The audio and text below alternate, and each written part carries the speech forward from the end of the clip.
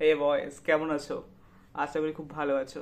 তো বেসিক্যালি আজকে ভিডিওতে আমি তোমাদেরকে লাস্ট 15 ডেজ, যে মাধ্যমিক পরীক্ষা যে বাকি আছে, যে লাস্ট 15 ডেজ, এই লাস্ট 15 ডেজ তোমরা কিভাবে প্রিপারেশন করবে সেটা নিয়ে আজকের ভিডিওতে আমি বিস্তারিত আলোচনা করব।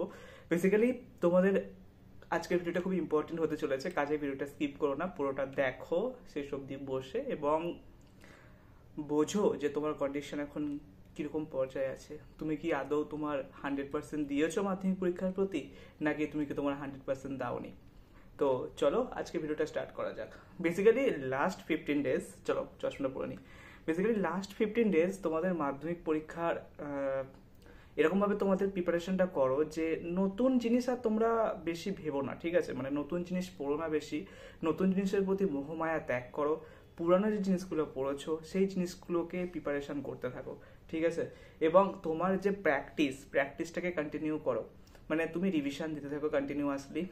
আর বেসিক্যালি ভৌতবিজ্ঞান যে সাবজেক্ট, এই সাবজেক্টে স্কোর করা কিন্তু খুব একটা টাফ ব্যাপার না, ইজি ব্যাপার। ইজিলি 90+ স্কোর করতে পারবে যদি কন্টিনিউয়াসলি তোমরা প্র্যাকটিস করতে থাকো।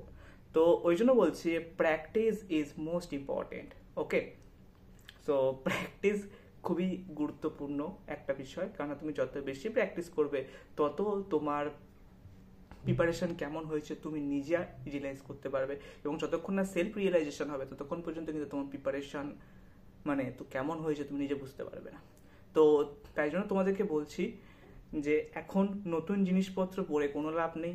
প্রিভিয়াস ইয়ার দেখো, প্রিভিয়াস ইয়ার প্র্যাকটিস করো।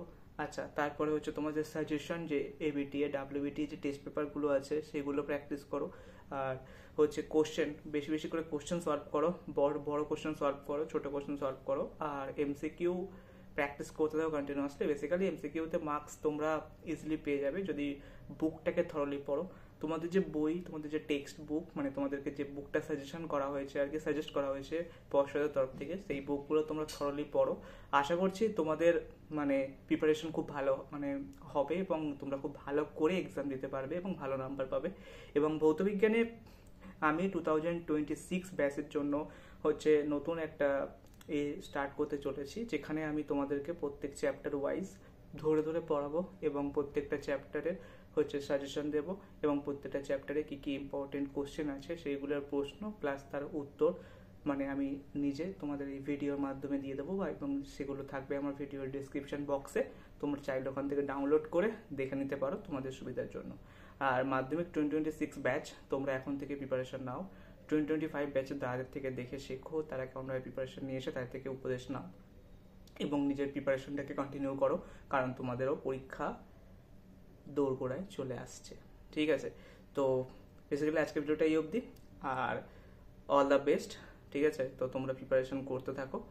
লাস্ট 15 ডেজ স্ট্র্যাটেজি কি বললাম বুঝতে পেরেছো আশা করছি। নতুন কিছু পড়ার কোনো দরকার নেই, পুরোনো জিনিস রিভিশন করতে হবে কন্টিনিউয়াসলি, এবং হচ্ছে বেশি বেশি করে হচ্ছে কোশ্চেন সলভ করো এবং নতুন নতুন কোশ্চেনের সম্মুখীন হও, ঠিক আছে? নতুন নতুন question means in the sense যে যে সমস্ত কোশ্চেনগুলো তোমরা আগে করেছো। দেখো, তুমি যদি বিভিন্ন পরীক্ষা স্কুলের কোশ্চেন পেপার সলভ করতে থাকো, মানে তোমার যে টেস্ট পেপারে যে কোশ্চেন পেপারগুলো আছে মডেল কোশ্চেন পেপার, সেগুলো যদি সলভ করতে থাকো তাহলে তোমাদের আইডিয়া হয়ে যাবে যে কেমন টাইপ কোশ্চেন তোমাদের মাধ্যমিকে আসতে পারে, ঠিক আছে?